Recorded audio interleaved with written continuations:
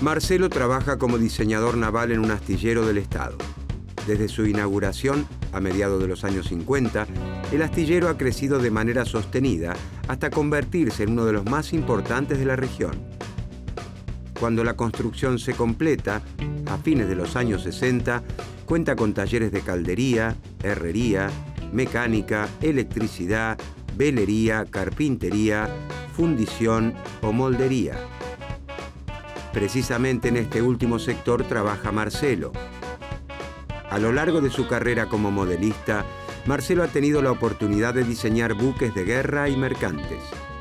Sin embargo, a principios de los años 90 se decide la privatización del astillero y otras empresas estatales como parte de una política neoliberal de crecimiento hacia afuera y de reducción del gasto público. ¿Cuál será el destino del trabajo de Marcelo y el del astillero con la implementación de las políticas neoliberales?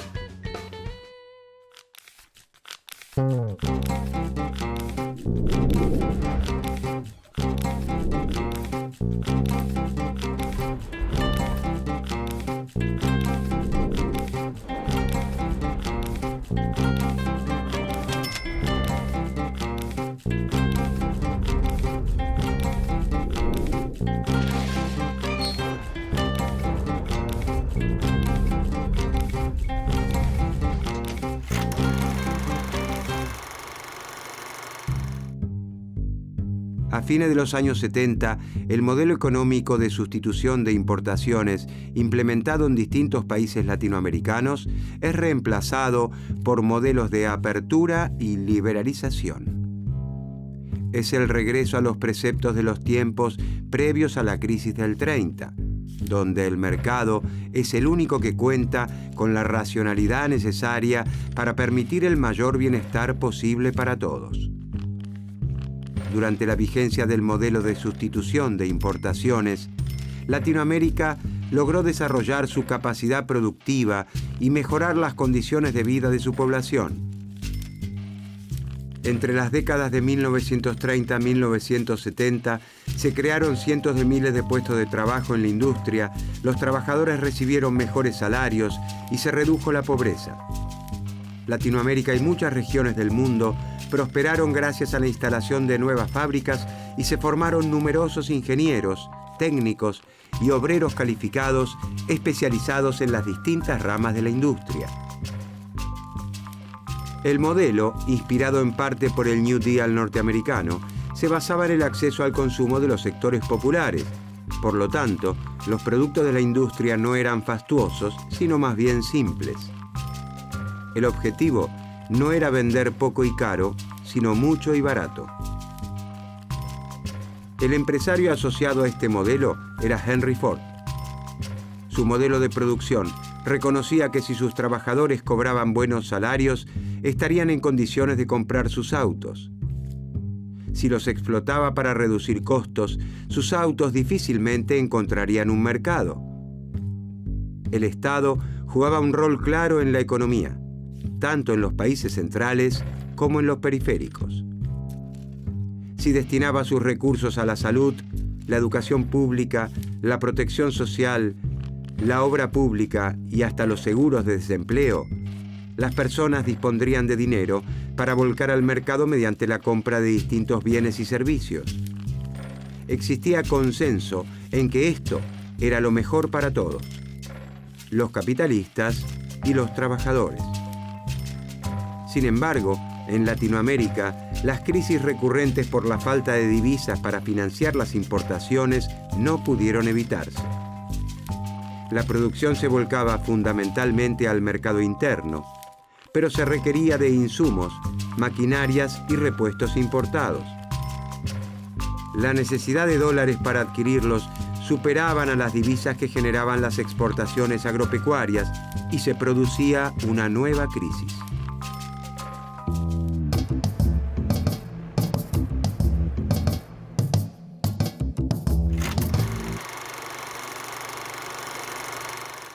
A fines de la década de 1960, en los países industriales, comenzó a reducirse la tasa de ganancia de las inversiones productivas. Para reducir costos, las principales empresas de los países centrales comenzaron a realizar actividades productivas en algunos países asiáticos, donde los salarios eran muy bajos. A esto se sumó un shock que tuvo un gran impacto en todo el mundo: la crisis del petróleo. A fines de 1973, la Organización de Países Exportadores de Petróleo decidió una brusca suba de los precios, generando un gran aumento de costos en las empresas. Los países productores de crudo, árabes en su mayoría, se enriquecieron. Estos ingresos extraordinarios, conocidos como petrodólares, fueron depositados en los principales bancos internacionales. Estos bancos, con las arcas llenas, necesitaban otorgar préstamos para obtener una ganancia. Como las industrias de Estados Unidos y Europa estaban estancadas y no tomaban préstamos, los países del tercer mundo, históricamente relegados por el crédito privado internacional, se convirtieron en los elegidos. Las tasas de interés eran bajas y los bancos no ponían demasiadas exigencias. Comienza entonces la espiral de la deuda externa. Se toman nuevos créditos para pagar deudas pasadas y el endeudamiento crece y crece. A partir de reformas que avanzan sobre las leyes de todo el mundo, el capital comienza a cruzar libremente las fronteras nacionales.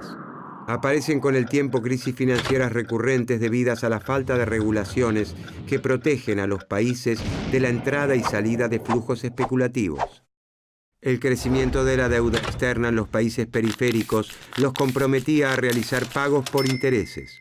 Cuando en la década del 80 las tasas de interés aumentaron, la deuda se hizo imposible de pagar. La plata dulce se volvió salada.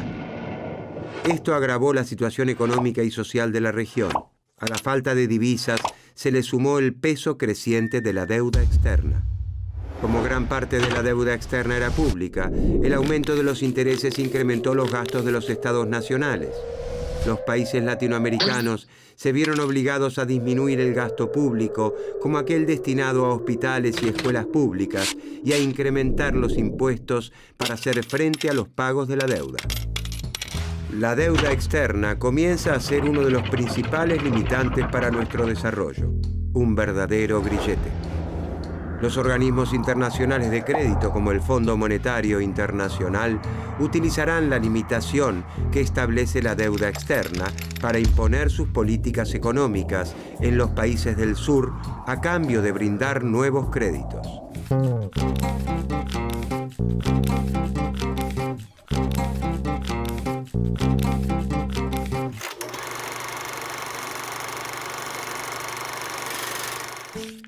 El neoliberalismo se impone a principios de la década del 80 con los gobiernos de Ronald Reagan en los Estados Unidos y de Margaret Thatcher en Inglaterra. Luego, la caída del bloque soviético a principios de los 90 lo fortalece. Existe en el mundo una única manera de organizar la producción de la sociedad: el libre mercado.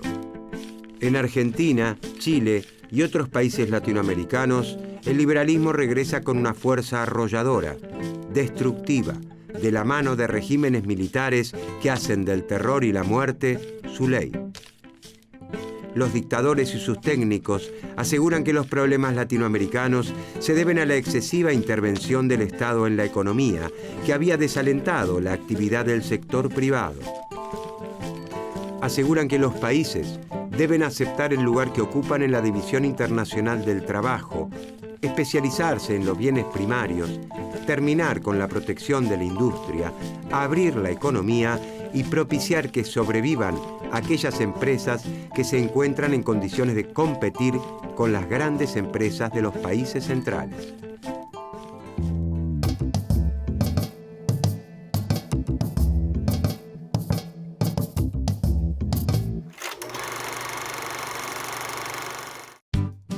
La escuela monetarista tiene su auge en los países centrales en las décadas de 1970 y 1980. También se la conoce como la Escuela de Chicago, ya que muchos de sus integrantes se formaron en la Universidad de Chicago. En 1976 y 1982, Milton Friedman y George Stigler, dos de sus principales referentes, ganan el Premio Nobel de Economía.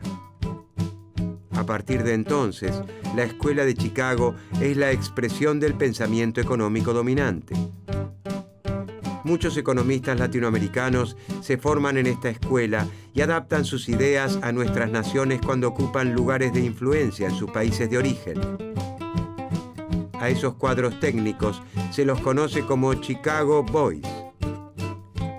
La influencia ideológica que acarrea la formación en el exterior se la trata de disimular como especialización técnica. Las políticas económicas ya no se adaptan a las particularidades de cada país, pues se las considera universalmente válidas. Este pensamiento único liberal se extiende y fortalece a todos los puntos del globo. Este proceso encuentra su máxima expresión en la década de 1990 de la mano del neoliberalismo y el consenso de Washington.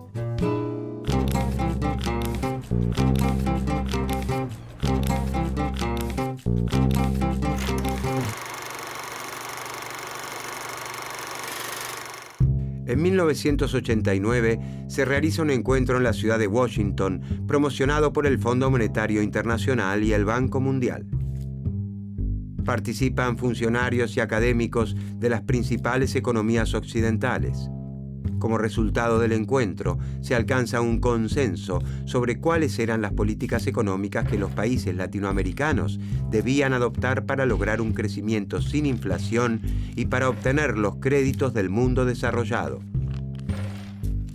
El establishment mundial se propone orientar la gestión económica y social de los países endeudados con sus verdades, sus medicinas universales, que llegan en los maletines de los expertos del Fondo Monetario Internacional que visitan los países de la región. El consenso de Washington tendrá desde entonces una gran influencia en las políticas seguidas por los países periféricos. La misma medicina es recomendada para pacientes de distintas partes del globo. Se establece una vara universal para evaluar el buen o mal gobierno de cada país en función de cómo aplica dichas políticas. Muchas universidades latinoamericanas compran esas verdades y forman profesionales afines a estos intereses.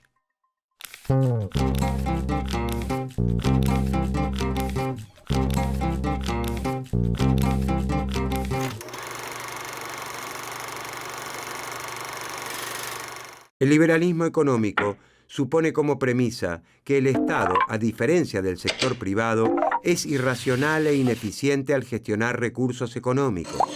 El Estado no sabe gestionar, es ineficiente, corrupto, molesta. Los empresarios, en cambio, toman decisiones acertadas, quieren hacer las cosas bien.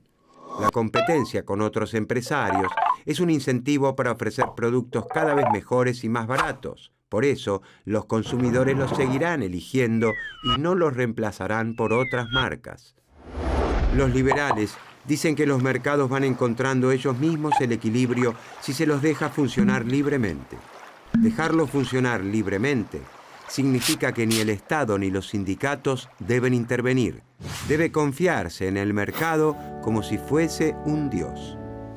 El Estado debe centrarse en garantizar la seguridad, administrar justicia para garantizar la ley y el orden, realizar ciertas obras de infraestructura esenciales y, fundamentalmente, proteger la propiedad privada. Confiar en el mercado, para los liberales, significa confiar en las señales que den los precios. Si el Estado interviene modificando los precios, las empresas y los consumidores no saben cómo actuar. Para los neoliberales, todos los precios deberían moverse libremente, aunque se trate de productos esenciales para la vida o del salario de los trabajadores. Si hay desempleo, aseguran, se debe a que los salarios son demasiado elevados. Por eso proponen la flexibilización del mercado de trabajo, los esquemas de pasantías, la reducción de las indemnizaciones y el corrimiento del Estado como regulador del mercado de trabajo.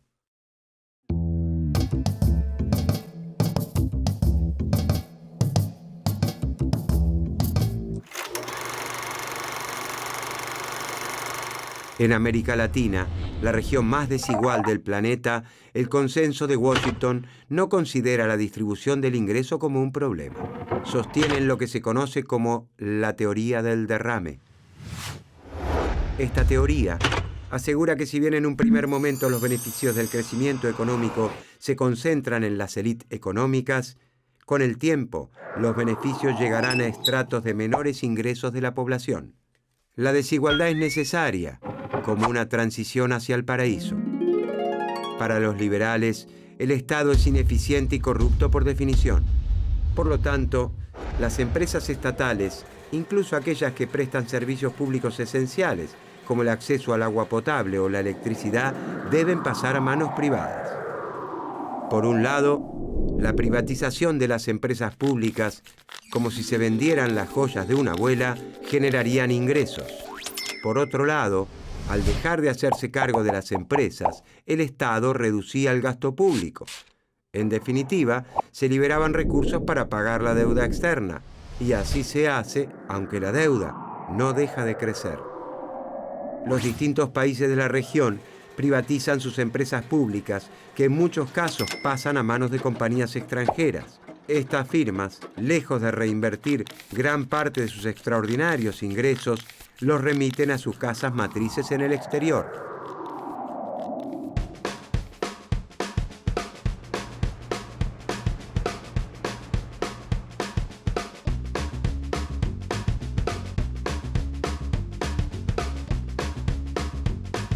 Durante la década de 1990, el astillero donde trabaja Marcelo pasa a manos privadas. El Estado no considera a la navegación una actividad estratégica que merezca su sostenimiento. Los nuevos dueños reducen la actividad a los sectores donde pueden obtener algún beneficio extraordinario. La mayoría de los talleres son desmantelados y miles de trabajadores son despedidos. Marcelo conserva su puesto de trabajo, pero ya no se emplea como modelista naval. Solo se limita a confeccionar presupuestos, proponer modificaciones o reparaciones mínimas. La falta de inversión y la apertura al mercado mundial hace imposible la competencia con las compañías navieras más experimentadas y tecnificadas del mundo. ¿Cómo justifican los neoliberales la situación de Marcelo y de millones de latinoamericanos?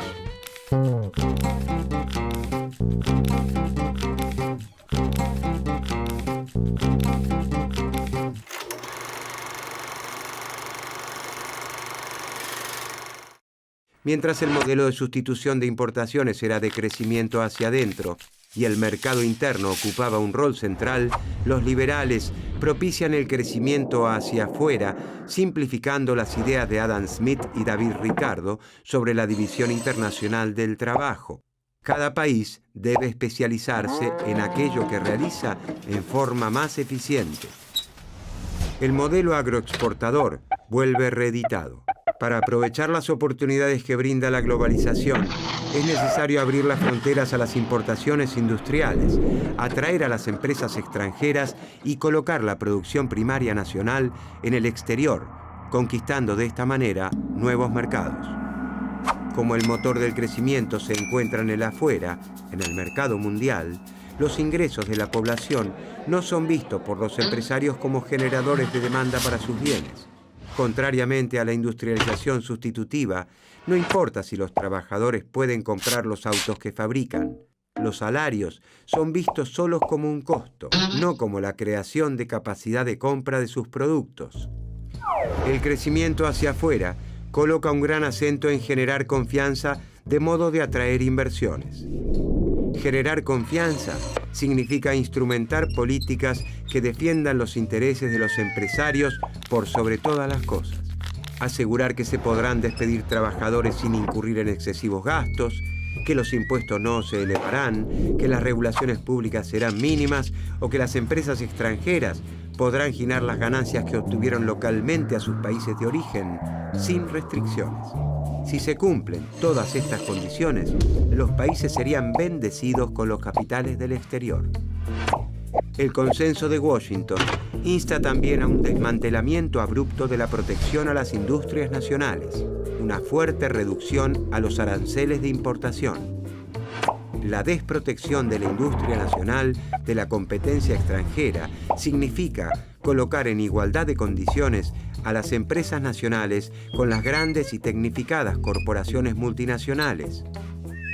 Como era de esperar, miles de empresas creadas durante la vigencia del modelo de sustitución de importaciones cierran sus puertas y cientos de miles de trabajadores pierden sus empleos.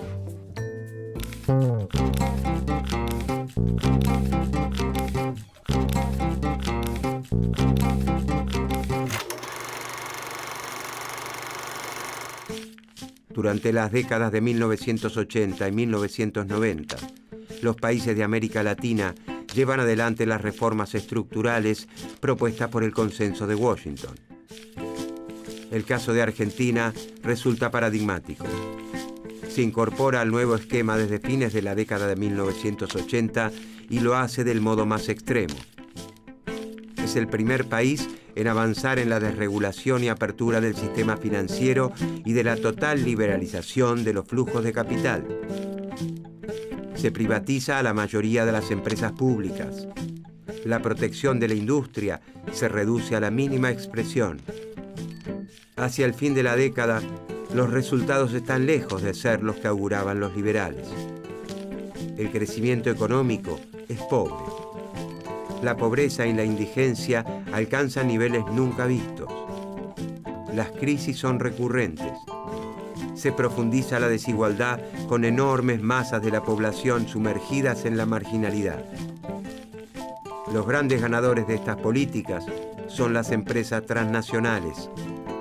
La teoría del derrame ni siquiera alcanza a salpicar a los estratos de menores ingresos.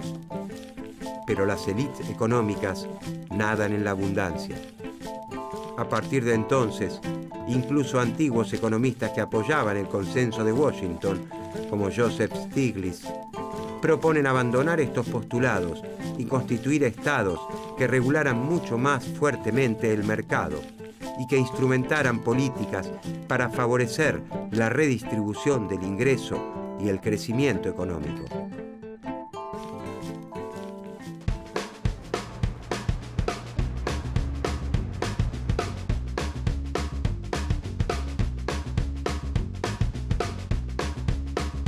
El fracaso de las políticas neoliberales lleva a un cambio de rumbo. Tras una crisis económica de proporciones nunca vistas, el Estado vuelve a hacerse cargo de las empresas estratégicas, entre las que se encuentra el astillero donde trabaja Marcelo.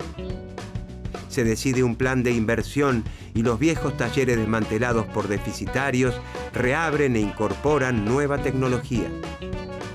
Para recuperar el antiguo nivel de actividad del astillero, el Estado estimula la firma de nuevos contratos, especialmente con los países de la región que deseen manejar o modernizar su flota.